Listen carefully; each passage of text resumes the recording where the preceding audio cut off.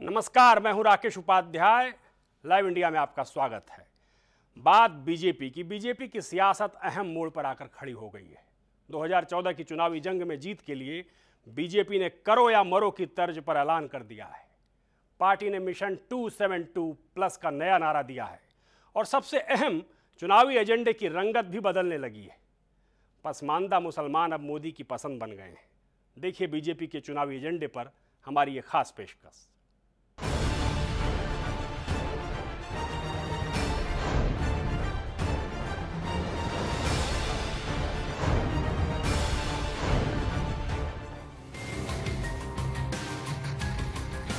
दिल्ली के लाल किले पर कब्जे का चक्रव्यूह तैयार करने में जुटी बीजेपी मिशन 272 प्लस पर उतर पड़ी है।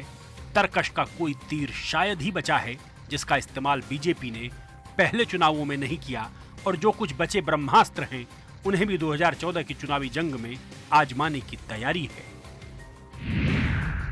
सवाल है कि आखिर कहां से आएगा 272 प्लस का जादुई आंकड़ा, जबकि अटल बिहारी वाजपेयी की अगुवाई में बीजेपी को लोकसभा में खुद के बूते साल 1999 में महज 182 सीटें मिली और 2004 में जब बीजेपी सत्ता से बाहर हुई तो उसका आंकड़ा लोकसभा में घटकर 138 पहुंच गया, यानी 44 सीटों का सीधा नुकसान। और जब 2009 के नतीजे आए तो बीजेपी की सूरत और बिगड़ गई, सीटें मिली महज 116। जाहिर तौर पर बीते एक दशक में बीजेपी के वोट बैंक में न तो बढ़ोतरी हुई और न ही सहयोगी पार्टियों में ही इजाफा हुआ। सवाल है कि 2014 की सियासत में सिर्फ मोदी का नाम जपने से 272 प्लस पर बीजेपी कैसे पहुंच पाएगी। जाहिर तौर पर बीजेपी वोट बैंक और सहयोगी दलों की संख्या बढ़ाने को लेकर भी बेचैन है। लिहाजा नरेंद्र मोदी अब पसमानदा मुस्लिमों के हक का सवाल उठाने लगे हैं। तो क्या पसमानदा मुस्लिम चुनावी लिहाज से मोदी को 2002 की हिंसा के इल्जाम से बरी कर देंगे? 30 साल से वन मैन आर्मी बनकर जनता पार्टी को जिंदा रखे सुब्रमण्यम स्वामी को जनता पार्टी समेत बीजेपी ने खुद का हिस्सा बना लिया है। तो क्या जयललिता समेत तमिलनाडु की सियासत पर इसका कुछ असर पड़ेगा? सवाल नीतीश कुमार का भी है, जो मोदी की अगुवाई के सवाल पर एनडीए छोड़कर अलग हो चुके हैं। क्या इसकी भरपाई यूपी में बीजेपी के धुर विरोधी मुलायम सिंह यादव से रिश्ते सुधारने की अंदरूनी कहानी के जरिए होगी? आखिर क्यों चुनावी मौके पर राम मंदिर के आंदोलनकारी मुलायम सिंह को मंदिर निर्माण का अगुवा बनाने को तैयार हो गए? और सबसे अहम, हर विधानसभा चुनाव के साथ राज्यों के किले दर किले गंवाती जा रही बीजेपी दिल्ली, राजस्थान, छत्तीसगढ़ और मध्य प्रदेश के चुनाव में क्या कुछ अच्छा कर पाएगी?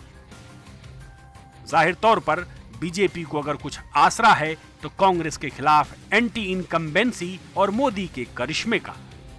लेकिन सवाल है, आम मतदाता के लिए एंटी इनकम्बेंसी ज्यादा असर करेगी या जेब तक सीधे पहुंचने वाली यूपीए सरकार की नकद सब्सिडी? मोदी का चेहरा अगर कर्नाटक, हिमाचल और उत्तराखंड में बीजेपी को सत्ता नहीं दिला सका तो क्या गारंटी है कि वो अगले विधानसभा चुनावों और लोकसभा में भी बीजेपी को जीत दिला पाएंगे? राकेश उपाध्याय के साथ कुमार गौरव, लाइव इंडिया। जाहिर तौर पर सवाल है, कर्नाटक, हिमाचल और उत्तराखंड में मोदी की जादूगरी नहीं चल पाई। अब 272 प्लस का नया नारा बीजेपी ने दिया है। नरेंद्र मोदी की अगुवाई में बीजेपी चुनाव कैंपेन कमेटी और पदाधिकारियों ने दिल्ली में इसी रणनीति पर चर्चा की जिसमें तय हुआ कि पार्टी मिशन 272 प्लस को मुद्दा बनाकर चुनावी मैदान में और हर घर तक जाएगी। 15 अगस्त को आज़ादी के जश्न पर पीएम और कांग्रेस पर सीधा हमला बोला था नरेंद्र मोदी ने, और आज बीजेपी नेताओं को नसीहत दी कि बैक फुट पर आने की जरूरत नहीं है, मौका है सीधे कांग्रेस पर आक्रामक हल्ला बोलने का। मोदी के साथ पार्टी अध्यक्ष राजनाथ सिंह ने भी बीजेपी नेताओं में जोश भरा। दोनों नेताओं ने हुंकार भरी है कि कांग्रेस का विकल्प सिर्फ और सिर्फ बीजेपी है। महंगाई, आर्थिक बदहाली और भ्रष्टाचार, ये 3 अहम मुद्दे हैं बीजेपी के चुनावी एजेंडे में और राज्यवार लक्ष्य तय हो रहा है। एक एक राज्य के हिसाब से रिपोर्ट मोदी ले रहे हैं और किस राज्य से कितनी सीटें जीत के लिए मिलेंगी ताकि 272 प्लस तक आसानी से पहुंचा जा सके, बड़ी चुनौती बीजेपी के सामने है। मीटिंग में तमाम मुद्दों पर चर्चा हुई और सबसे अहम मुद्दा जो बीजेपी के लिए उलझन बना हुआ है कि बीजेपी का पीएम का उम्मीदवार कौन होगा। 2014 के चुनाव के पहले आखिर किसका चेहरा बीजेपी आगे करेगी, ये फैसला सूत्रों का कहना है कि विधानसभा चुनाव के नतीजे तक शायद टाला जाए। और विधानसभा के चुनाव के नतीजे अगर नरेंद्र मोदी के जादूगरी पर मुहर लगाते हैं तो फिर नरेंद्र मोदी का चेहरा जाहिर तौर पर 2014 के लिए आगे होगा।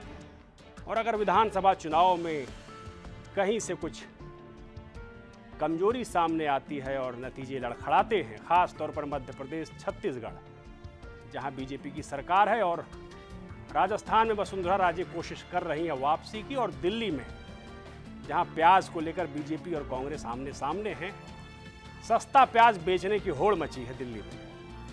तो दिल्ली की सरकार, छत्तीसगढ़ की सरकार, मध्य प्रदेश की सरकार और राजस्थान, ये 4 राज्यों के नतीजे तय कर देंगे कि बीजेपी का पीएम उम्मीदवार कौन होगा।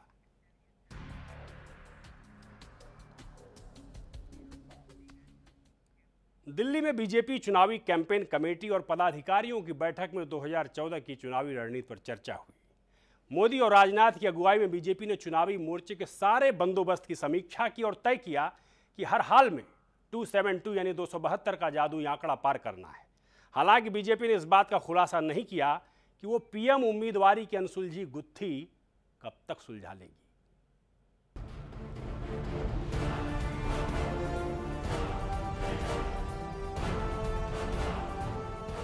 2014 की चुनावी रणनीति में बीजेपी के दिग्गज नेता दिल्ली में रूबरू हुए तो सवाल एक ही सामने था कि आखिर लोकसभा में 272 के जादुई आंकड़े तक कैसे पहुंचा जाएगा।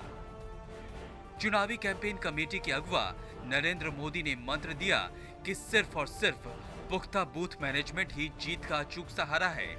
मोदी ने गुजरात के चुनावी रण के अनुभवों को भी साझा किया और कहा कि 272 सीटें जीतने के लिए राज्यवार बड़े नेताओं को भी जिम्मेदारी संभालनी होगी। हम पूरे आत्मविश्वास से चुनाव का सामना करेंगे और 272 सीटों से ज्यादा सीटें पाने का खुद के बलबूते पर वो मिशन 272 प्लस ये लेकर हम लोगों के पास जाएंगे। मीटिंग में तमाम मसलों पर बीजेपी नेताओं ने राय मशवरा किया। मोदी ने काम के बंटवारे के मुताबिक चुनावी कैंपेन कमेटी में शामिल नेताओं से ब्यौरेवार काम का जायजा लिया और ताकीद भी की कि 20 चुनावी उप कमेटियां वक्त पर पूरे काम कर लें। नरेंद्र मोदी जी ने प्रचार के संदर्भ में और जो पूरा अभियान चलने वाला है उसके संदर्भ में बात कही। देश कांग्रेस को सत्ता से बेदखल करना चाहता है और बीजेपी ही एकमात्र विकल्प उनके सामने आता है। उस जनता तक पहुंचकर उनको पोलिंग बूथ तक लाने का काम हमें करना है प्रभावी तरीके से। बैठक से पहले चर्चा इस बात की भी थी कि बिहार बीजेपी की ओर से मोदी को प्रधानमंत्री उम्मीदवार बनाए जाने संबंधी प्रस्ताव पर भी चर्चा होगी, लेकिन लाल कृष्ण आडवाणी और सुषमा स्वराज की मौजूदगी में ज्यादातर बड़े नेताओं ने इस मसले पर यूं चुप्पी साधे रखी मानो बिहार बीजेपी का प्रस्ताव बैठक से पहले बीजेपी की दुखती रग को छू गया। हालांकि कांग्रेस ने सवाल उठाने में देर नहीं की। अगर दाऊद इब्राहिम को 6 साल के अंदर अटल बिहारी वाजपेयी और एल.के. आडवाणी नहीं ला पाए और नरेंद्र मोदी ले आएंगे तो इसका जवाब भारतीय जनता पार्टी और शिवसेना को ही देना चाहिए।